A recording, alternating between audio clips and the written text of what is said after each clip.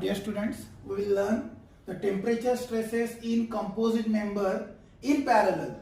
So see here, there are two different material, member 1 and member 2. They are parallel to each other. Now the length of member when they are parallel to each other, that is same. Now due to temperature variation, the material will free to expand, and if the material is free to expand, then if there is a freedom to expand, then there is no thermal stresses induced. When the material has restriction to this expansion, then that expansion prevented by the force, then the stresses induced is called as thermal stresses. Now I will explain the basic concept, that is natural deformation.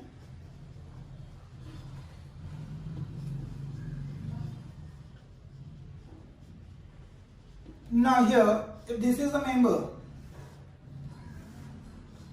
having the length L, and if this is constructed in temperature T1 and now the temperature raised to T2, when the temperature is changed, this material is free to expand.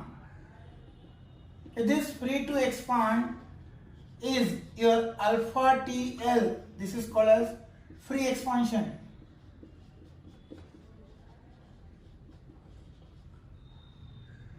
So this expansion is depend on alpha, means that is material property. This is material 1, so alpha is the material property. Now this free expansion is depend on the material property. Now here there are two different material, alpha 1 and alpha 2. The temperature variation for both material will remain same. Now here let us go for this one.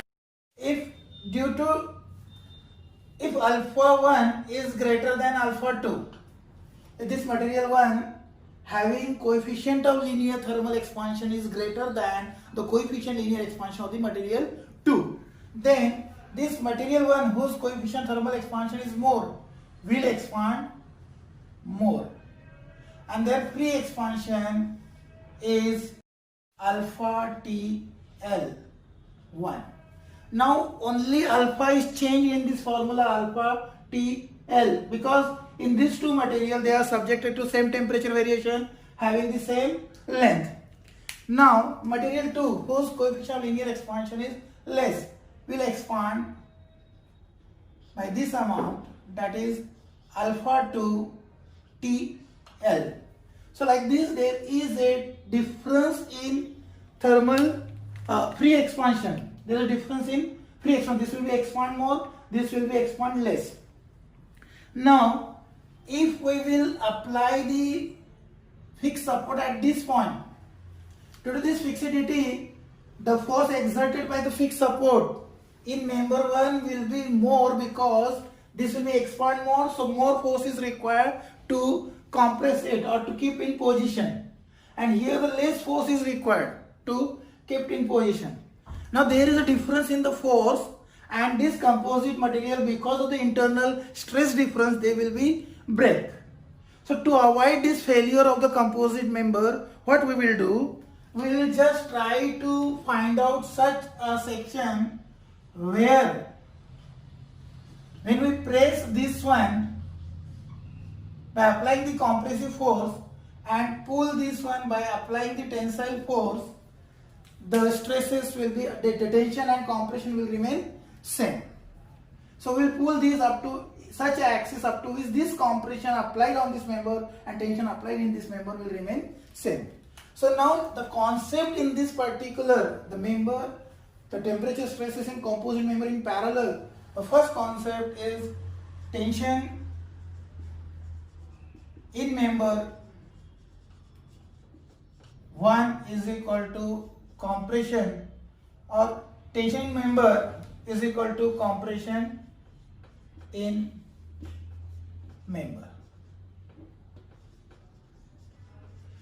Now here in this particular, you can see that this expand more, the member which will be expand more will have to press it to that particular axis. So there will be the compression in this member 1. So here I will write member 1, and we have to pull this member, so there is a tension in member 2. Clear? So like this we can calculate member.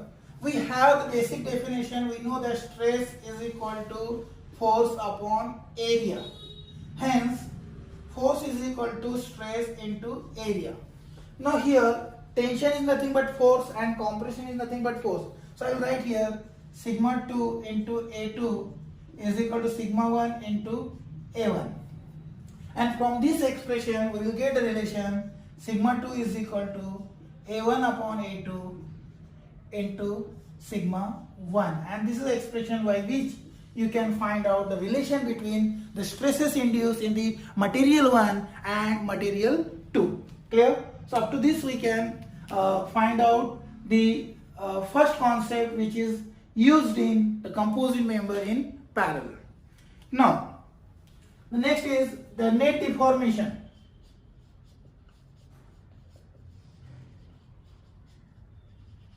In 1. Now see here, in this particular, if you see this particular, this is the actual deformation what we are expected in this member. The deformation in the member 1 is up to this axis and deformation in this member up to this axis. The net deformation. But that net deformation is not only due to temperature variation. A temperature variation deformation is this much, and due to temperature variation deformation in member 2 is this much. Clear? So the net deformation in 1 is equal to net deformation in 2, material 2. So first is we will write a deformation due to delta L due to temperature. And here also the delta L due to temperature. Now in material 1, the deformation to temperature alpha TL, the deformation in material 2 is alpha TL. So I will write here alpha TL in material 1 is equal to alpha TL in material 2. So like this we will get the deformation due to temperature. But here deformation due to temperature is not the final deformation. We have to make up to certain axis so that your forces will remain same. So to make this particular, what we have this, we have to press this member by applying the compressive force. Now for compressive force, when we have to apply compressive force, force produce deformation due to force. I will write here deformation due to force, that is delta L is equal to PL upon AE, which is equals to P upon A, or F upon A is nothing but sigma L upon E. So the deformation due to force is given by sigma L upon E, and this sigma L upon E will put here because here deformation.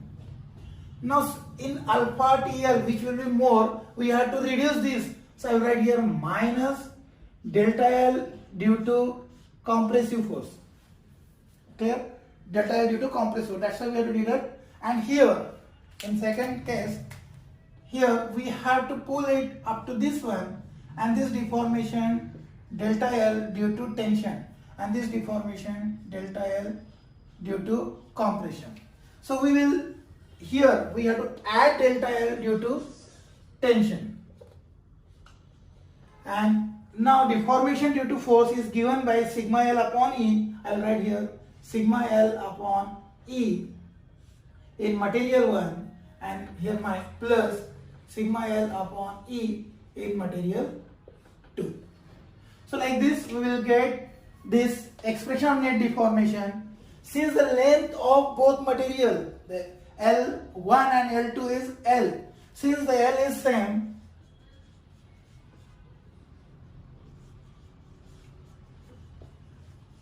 what we will do, we will cancel all this length because they are same. Now your expression is alpha 1 T minus sigma 1 upon E is equal to alpha 2 T plus sigma 2 upon E2. This is 1.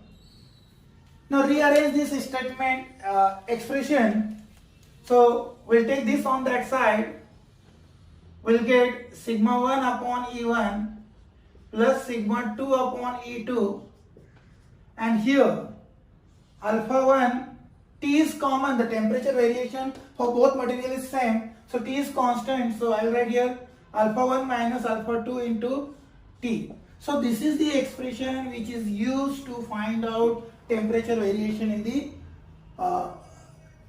this is the expression which is used to find out stresses induced in each material or any other unknown parameter of this expression.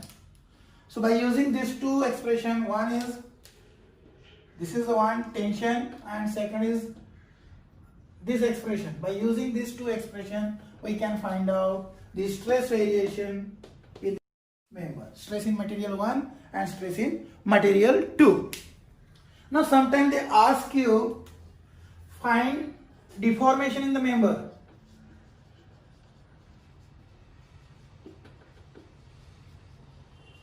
Now there are two members, but the net deformation in both member is same. Your delta L is nothing but X. See here, the delta L is equal to this deformation X. And that deformation X is depends on alpha TL minus sigma L upon E, and this is alpha TL minus sigma plus sigma L upon E. See here. Here that X net deformation is equal to alpha TL minus delta L deformation due to force, or here alpha TL plus delta L deformation due to force. Now when we have to consider which, it is depends on the value, the material whose coefficient of expansion is more, expand more. If it is expand more, we need to apply compressive force and there will be reduction in the deformation. So when alpha is greater, we have to take minus value, and when alpha is less, smaller, at that time we will use this formula, because delta of L for both will remain same. So like this we can find out deformation in each member or deformation of the composite member by using this formula.